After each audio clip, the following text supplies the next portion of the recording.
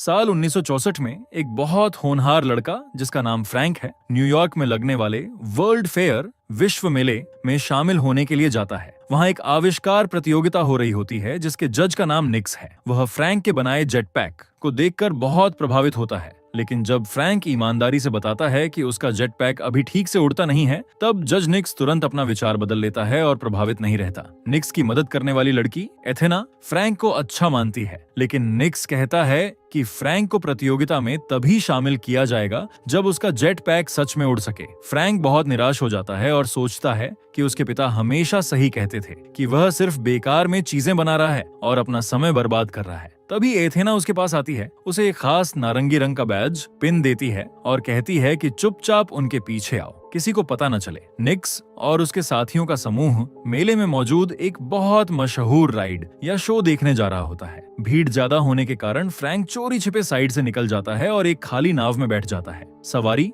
Ride के दौरान एक लेजर स्कैनर फ्रैंक के पिन को पहचान लेता है और अचानक नीचे एक गुप्त दरवाजा खुल जाता है जो नाव को नीचे की ओर खींच लेता है। वह नीचे एक अंधेरे जगह पर पहुंचता है जहां एक बहुत आधुनिक भविष्य जैसी गाड़ी खड़ी होती है। जैसे ही वह अंदर प्रवेश करता है, गाड़ी के सारे दरवाजे और खिड़कियां अपने आप धातु के पर्दों से बंद हो जाते हैं और गाड़ी जोर जोर से हिलने लगती है। हिलने के कारण फ्रैंक गिर जाता है और तब तक नहीं उठ पाता जब तक गाड़ी रुककर दरवाजे खुल नहीं जाते। जब वह बाहर आता है तो उसे पता चलता है कि वह एक प्लेटफॉर्म जो चारों ओर से कोहरे से ढका हुआ है। अचानक एक उड़ती हुई कार तेजी से उसके पास से निकलती है, जिससे वह थोड़ा पीछे हट जाता है और वह देखता है कि उस कार में एथेना उन दोनों के पीछे जाने की कोशिश करता है, लेकिन अचानक बड़े बड़े रोबोट उसके रास्ते में आकर उसे रोकने लगते हैं। फ्रैंक उन रोबोटों की पकड़ से बचने की कोशिश में इधर उधर भागता है, लेकिन फिसल कर नीचे गिर जाता है, जिससे उसका जेट पैक टूट जाता है। वहां एक दोस्ताना रोबोट आता है। वह फ्रैंक के टूटे हुए जेट पैक को उठाकर ठीक कर देता है और फिर उसे वापस फ्रैंक को दे देता है। तभी वहां सुरक्षा गार्डों का एक झुंड आता है जो फ्रैंक को पकड़ने की कोशिश करता है। फ्रैंक उनसे बचने के लिए पीछे हटता है, लेकिन संतुलन बिगड़ने से फिर से नीचे गिर जाता है। लेकिन इस बार उसके पास जेट पैक होता है, इसलिए वह उसे जल्दी से पहन लेता है और चालू कर देता है। रोबोट द्वारा ठीक किए जाने की वजह से फ्रैंक का जेट पैक अब काम करता है और वह सच में उड़ने लगता है। फ्रैंक कोहरे के बीच उड़ते हुए पहुंचता है एक अद्भुत भविष्य जैसा शहर टुमारोलैंड, जहां सिर्फ बहुत बुद्धिमान और आविष्कारक लोग रहते हैं। वहां उसे एथेना दिखाई देती है। फ्रैंक एथेना के पास उतरता है और निक्स को यह दिखाना चाहता है कि अब उसका जेट पैक सच में उड़ने लगा है। निक्स उसकी तरफ ध्यान नहीं देता, लेकिन एथेना उसका हाथ पकड़ लेती है और उसे बताती है कि अब उसका जीवन किस दिशा में जाएगा, यानी टुमारोलैंड उसका नया घर बन जाएगा। कई साल बाद 2015 में अब कहानी एक लड़की केसी पर आती है। वह एक किशोरी है और फ्लोरिडा में नासा के रॉकेट लॉन्च साइट में चोरी छिपे घुस जाती है। वह वहां की उन मशीनों को नुकसान पहुंचाती है जो जगह को तोड़ने के लिए लगाई गई हैं, क्योंकि उसे डर है कि अगर ये मशीनें सब कुछ तोड़ देंगी तो उसके पिता जो नासा में इंजीनियर हैं अपनी नौकरी खो देंगे। एथेना दूर से ये सब देखती रहती है। जब केसी घर लौटती है तो एथेना चोरी से उसके बाइक हेलमेट से उसका डीएनए सैंपल ले लेती है और अगले दिन वह डीएनए अपने पास बचे हुए आखिरी टुमारोलैंड पिन में डाल देती है, यानी उसे उसके लिए प्रोग्राम कर देती है। अगले दिन केसी के पापा एडी को नासा से फोन आता है जिसमें उन्हें बताया जाता है कि वहां तोड़-फोड़ हुई है। केसी सोचती है कि उसने मशीनें खराब करके अपने पिता की नौकरी बचा ली, लेकिन एडी बताते हैं कि नासा अब नई मशीनें लाने वाला है, इसलिए उसे अब और कुछ करने की जरूरत नहीं है। केसी अपने पिता से कहती है कि चाहे हालात कितने भी बुरे क्यों ना हो, उम्मीद बनाए रखना हमेशा जरूरी है। फिर भी केसी दोबारा जाकर उन मशीनों को रोकने की कोशिश करती है, लेकिन इस बार पुलिस पहले से वहां मौजूद होती है और उसे पकड़कर जेल ले जाती है। कुछ घंटे बाद कोई उसकी जमानत भर देता है, यानी किसी ने उसके लिए पैसे दिए ताकि वह जेल से बाहर आ सके, और केसी अपनी चीजें लेकर घर लौटने लगती है। अपने सामान में उसे एक छोटा सा पिन बैज मिलता है। जैसे ही वह उसे छूती है, उसे तुरंत एक अलग अनजान जगह का दृश्य दिखाई देने लगता है। पिन उसके हाथ से गिर जाती है, लेकिन जब वह उसे फिर से उठाकर छूती है, तब फिर से वही भविष्य जैसा दृश्य सामने आ जाता है, यानी टुमारोलैंड को सामने देख रही है। लेकिन जब वह उस शहर की ओर बढ़ने की कोशिश करती है, पिन गिर जाती है और पता चलता है कि वह असल में वहीं जेल में थी, क्योंकि वह चलते हुए कमरे की में दीवारों और लोगों से टकरा गई थी। असल दुनिया में केसी अब दोबारा मुसीबत में नहीं पड़ना चाहती, इसलिए वह सीधे हाथ से पिन नहीं छूती। वह एक गम का रैपर लेकर उससे पिन उठाती है उसी वक्त उसके पापा एडी जेल पहुंचते हैं और जमानत भरकर उसे घर ले जाते हैं। रास्ते में वह केसी को उसकी हरकतों के लिए डांटते हैं, लेकिन केसी उन्हें पिन दिखाना चाहती है और कहती है कि अगर वह इसे छुएंगे तो सब समझ जाएंगे। केसी कहती है कि यह पिन सब कुछ समझा देगा, लेकिन जब उसके पिता पिन को छूते हैं तो उनके साथ कुछ नहीं होता, कोई जादुई दृश्य नहीं दिखता। फिर हैरान होकर केसी खुद पिन को छूती है और तुरंत ही फिर से उस अजीब भविष्य वाली जगह पर दिखाई देती है।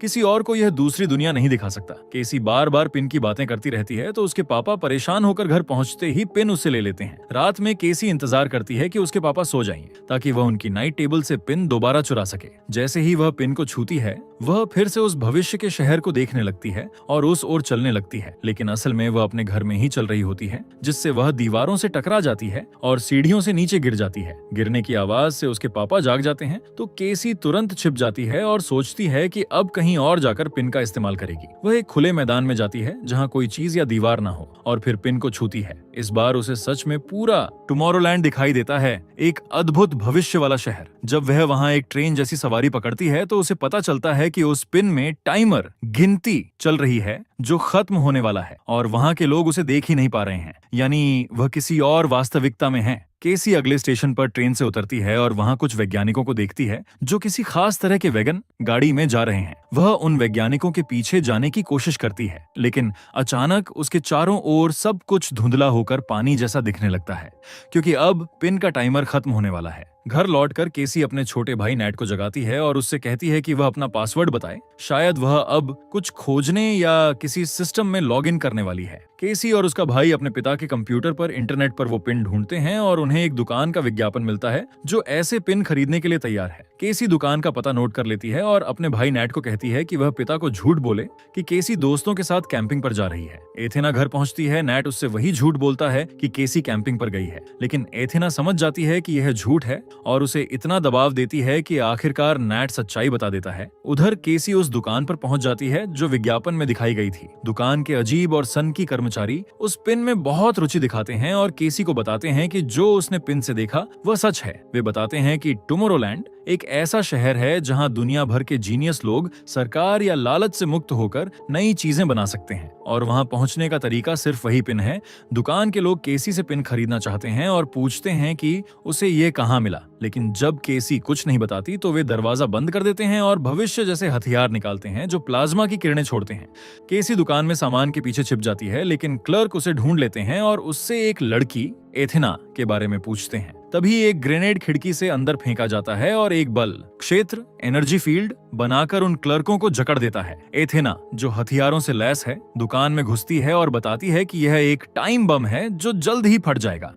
एथेना केसी को दुकान से बाहर निकलने में मदद करती है। इससे बम रुक जाता है, लेकिन जैसे ही बल क्षेत्र हटता है क्लर्क फिर से आजाद होकर उन पर हमला करते हैं। एथेना और केसी मिलकर उनसे लड़ती हैं, चीजें फेंकती हैं और जब एथेना एक का सिर काटती है तो केसी को पता चलता है कि वो दोनों इंसान नहीं बल्कि रोबोट हैं। एथेना बताती है कि अब वे रोबोट खुद को उड़ाने वाले हैं और वह केसी को सही समय पर बाहर खींच लेती है। एथेना एक कार का शीशा तोड़ती है, केसी को उसमें बिठाती है और एक खास डिवाइस से कार स्टार्ट करती है। रास्ते में केसी उससे बहुत सवाल पूछती है। तब एथेना बताती है कि वही थी जिसने उसे वो पिन दिया था। फिर अचानक एथेना का शरीर खराब होने लगता है और केसी डर जाती है जब देखती है कि एथेना खुद को ठीक करती है, मतलब वह भी एक रोबोट है। केसी डर कर कार से कूद जाती है। एथेना उसके पीछे जाती है, लेकिन तभी एक ट्रक उसे टक्कर मार देता है। ट्रक ड्राइवर एथेना की हालत देखने आता है, लेकिन केसी उस वक्त ट्रक लेकर भाग जाती है। पर एथेना को कोई चोट नहीं लगती। वह उठती है और ट्रक के पीछे दौड़ती है, अंदर कूदती है, चाबियां ले लेती है और दरवाजा बंद कर देती है। केसी गुस्से में चिल्लाती है तो एथेना उसे शांत करती है और बताती है कि उन्हें तुरंत टुमारोलैंड पहुंचना होगा क्योंकि वहां कुछ गलत चीज बनाई गई है। इस दौरान पुलिस उस दुकान पर पहुंचती है जो फट चुकी है और वहां जले हुए रोबोट का सिर पाती है। डेव नाम का आदमी आता है, कहता है कि वह सीक्रेट सर्विस से है, लेकिन फिर भविष्य का हथियार निकालकर सारे पुलिस कर्मियों को मार देता है। वह अपने साथियों से कहता है कि लड़की केसी मिल गई है और वे निक्स को बता दें क्योंकि वे न्यूयॉर्क जा रही हैं, उस इंसान के पास जो उन्हें टुमारोलैंड वापस ले जा सकता है। केसी पूछती है कि क्या और लोगों को भी पिन मिले हैं पर एथेना कुछ नहीं बताती और अगली सुबह ट्रक बंद हो जाता है। एथेना खुद ट्रक चलाने लगती है ताकि केसी सो सके। वह बताती है कि वे फ्रैंक नाम के व्यक्ति से मिलने जा रहे हैं। जब केसी सो जाती है, एथेना फ्रैंक के साथ अपने पुराने अच्छे दिनों को याद करती है। कुछ घंटों बाद केसी जागती है जब उसे ट्रक से बाहर धक्का दिया जाता है। गांव के इलाके में एक घर के पास एथेना ट्रक लेकर चली जाती है तो केसी के पास उस घर में जाने के अलावा कोई रास्ता नहीं होता। जब एक गार्ड डॉग उसके पीछे आता है तो केसी भागते भागते गिर जाती है, लेकिन फिर देखती है कि वह असली कुत्ता नहीं बल्कि एक होलोग्राम है, यानी नकली छवि। केसी घर के दरवाजे पर जाती है, अपना पिन दिखाकर कहती है कि उसे टुमारोलैंड जाना है। तभी एक तेज हवा का झोंका केसी को पीछे धकेल देता है और एक बूढ़ा आदमी फ्रैंक बाहर आता है और पूछता है कि एथेना कहाँ है। जब केसी बताती है कि वह टुमारोलैंड के लिए आई है तो फ्रैंक गुस्सा हो जाता है और कहता है कि टुमारोलैंड असल में झूठ है। फ्रैंक घर के अंदर चला जाता है, लेकिन केसी वहां से नहीं जाती। बारिश में भी बाहर बैठी रहती है, फिर सोचती है कि कुछ करना होगा और फ्रैंक को बाहर लाने के लिए उसके ट्रैक्टर में आग लगा देती है। फ्रैंक आग बुझाने के लिए बाहर आता है और उसी मौके पर केसी घर में घुस जाती है और दरवाजा बंद कर देती है। फ्रैंक अंदर आने की कोशिश करता है पर केसी उसी हवा वाले यंत्र से उसे वापस बाहर फेंक देती है। अब केसी घर के अंदर घूमती है और वहां रखे कई अनोखे और अजीब आविष्कार देखती है। उसे एक मशीन मिलती है जिसमें पुरानी रिकॉर्डिंग चलती है। छोटा फ्रैंक एथेना को हंसाने की कोशिश कर रहा होता है। अगले कमरे में उसे मॉनिटर मिलते हैं जहां दुनिया भर की खबरें चल रही हैं और एक टाइमर है जो कुछ गिनती कर रहा है, जैसे कोई खतरा आने वाला हो। तभी सीढ़ियों के नीचे से एक गुप्त रास्ता खुलता है और फ्रैंक वापस अंदर आता है। वह केसी को बाहर निकालना चाहता है, लेकिन केसी उसे रोक लेती है और बात करने के लिए राजी कर लेती है। फ्रैंक कहता है कि वह अब केसी को सब कुछ साफ साफ बताने वाला है। फ्रैंक पहले टुमारोलैंड में था, लेकिन उसे वहां से निकाल दिया गया क्योंकि उसने एक खतरनाक चीज बनाई थी, एक टाइमर वाली स्क्रीन जो भविष्य दिखाती थी और दुनिया के अंत की गिनती करती रहती थी। फ्रैंक पूछता है कि क्या केसी यह देखना चाहेगी कि वह कब मरेगी। केसी हाँ कह देती है। उसे सच्चाई जानने में डर नहीं लगता। फ्रैंक समझाता है कि अगर कोई अपनी मौत को सच मान ले तो वही सच बन सकती है। इसलिए केसी कहती है वह इस पर विश्वास नहीं करेगी क्योंकि इंसान अपनी किस्मत खुद बना सकता है। जब केसी ऐसा बोलती है तो स्क्रीन पर जो दुनिया खत्म होने का प्रतिशत दिख रहा था वह अचानक कम हो जाता है। तभी उनकी बात बीच में रुक जाती है क्योंकि डेव और उसके एजेंट पहुंच जाते हैं। वे दिखने में इंसान जैसे हैं, लेकिन असल में वे रोबोट हैं और केसी को पकड़ने आए हैं। फ्रैंक झट से अपने घर की सारी सुरक्षा प्रणाली चालू कर देता है। मेटल की खिड़कियां बंद हो जाती हैं, लेकिन जब एक रोबोट जबरदस्ती अंदर घुस जाता है तो फ्रैंक एक इलेक्ट्रिक हथियार से उसे झटका देकर गिरा देता है।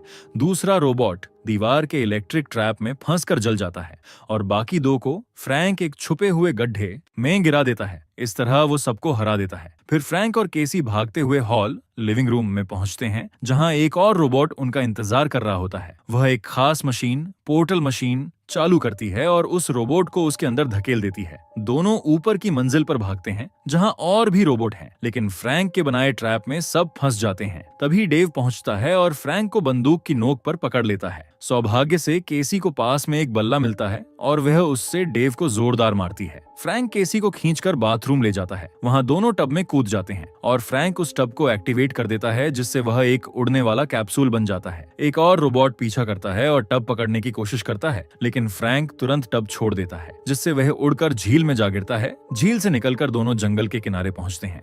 वहां फ्रैंक की एक छिपी हुई बाइक होती है पर वह चालू नहीं हो रही होती। तभी एक तेज रोशनी उनकी ओर आती है। पहले वे डरते हैं, लेकिन पता चलता है कि वो एथेना है जो उन्हें बचाने आई है। तीनों एक ट्रक में बैठकर भाग जाते हैं, लेकिन रास्ते में फ्रैंक और एथेना के बीच झगड़ा शुरू हो जाता है। बातों से खुलासा होता है कि बाकी सारे पिन तो नष्ट कर दिए गए थे, लेकिन एथेना ने चुपके से 12 पिन बचा लिए थे ताकि नए लोग टुमारोलैंड में शामिल हो सकें। फ्रैंक नाराज है कि एथेना ने और लोगों, युवा लड़के लड़कियों को इसमें शामिल कर लिया, जबकि उसे पता था कि यह खतरनाक है। फ्रैंक कहता है कि एथेना अक्सर झूठ बोलती है। जब तुम ज्यादा सवाल पूछते हो तो वो जवाब नहीं देती और यूं दिखाती है जैसे कुछ नहीं हुआ। एथेना ये सुनकर दुखी होती है, लेकिन कुछ नहीं बोलती, बस चुप रहती है। वे अब एक नजदीकी स्टेशन की ओर बढ़ते हैं जहां फ्रैंक ने अपना एक गुप्त नेटवर्क बनाया हुआ है जो टुमारोलैंड से जुड़ता है। स्टेशन पर एक और उड़ने वाला कैप्सूल रखा होता है। वे दोनों सुरक्षा सूट पहनते हैं और सिस्टम चालू करते हैं जो उन्हें बहुत दूर टेलीपोर्ट कर देता है। जब वे वहां पहुंचते हैं तो केसी चौंक जाती है।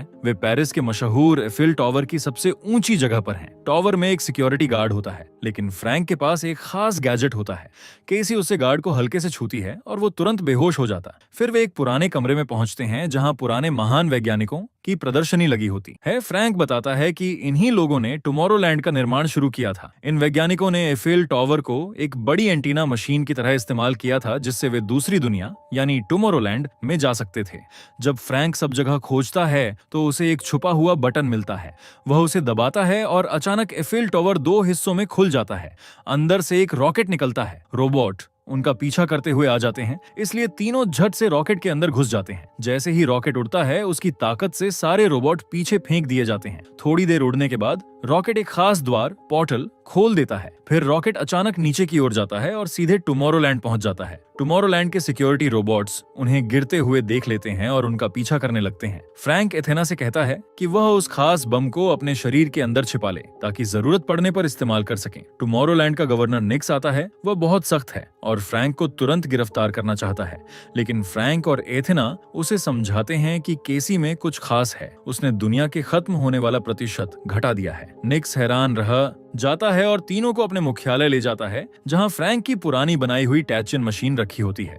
लिफ्ट में ऊपर जाते समय केसी को चारों तरफ होलोग्राम दिखाई देते हैं जो भविष्य के दृश्य दिखाते हैं। फ्रैंक बताता है कि टैचियन मशीन ऐसी तरंगों का इस्तेमाल करती है जो प्रकाश से भी तेज चलती हैं। तीनों मशीन के बीच में पहुंचते हैं और फ्रैंक केसी को बताता है कि इसे कैसे चलाना है। जब केसी इसे चलाती है तो वह खुद को अपने घर में कुछ दिन पहले देखती है। वह हैरान रह जाती है। फ्रैंक बताता है कि यह मशीन भविष्य भी दिखा सकती है, तो केसी आगे आगे जाकर भविष्य देखने लगती है। तब उसे असली डरावनी बात पता चलती है। मशीन के हिसाब से सिर्फ 68 दिनों बाद पूरी दुनिया खत्म हो जाएगी। केसी हैरान होती है कि अगर ये सच है तो वे बाकी दुनिया को चेतावनी क्यों नहीं देते। निक्स ठंडे मन से कहता है कि उसे फर्क नहीं पड़ता क्योंकि पृथ्वी खत्म होगी, टुमारोलैंड नहीं। निक्स कहता है कि वह किसी इंसान को टुमारोलैंड आने नहीं देगा क्योंकि इंसान लालची हैं और वे इसे भी पृथ्वी जैसा बर्बाद कर देंगे। केसी निक्स की बात मानने से इनकार कर देती है। फ्रैंक उस बेहतर दुनिया की तरफ इशारा करता है। इससे पता चलता है कि बेहतर दुनिया संभव है। फ्रैंक उठता है और एथेना से सुनता है कि उन्हें टुमारोलैंड से बाहर कर दिया जाएगा। केसी फिर से दुखी हो जाती है क्योंकि उसे लगता है कि उनका सारा रोमांच बेकार चला गया। जब फ्रैंक उसे समझाने की कोशिश करता है तो केसी गुस्से में कहती है कि उसने उससे झूठ बोला और चिड़चिड़ी होकर बोलने लगती है। उसे अचानक समझ में आता है कि फ्रैंक उस मशीन का सिग्नल चुरा रहा था ताकि वह अपने घर से ही उसे देख सके। वह सिग्नल पूरी पृथ्वी के चारों तरफ फैल रहा है। वह सिग्नल लोगों के दिमाग में दुनिया के खत्म होने के डर और नकारात्मक सोच भर रहा है। यह ऐसी भविष्यवाणी है जो खुद ही सच हो जाती है, लेकिन अगर केसी अपने सकारात्मक सोच से इसे बदल दे तो मशीन बंद करने से लोग फिर से उम्मीद महसूस कर पाएंगे।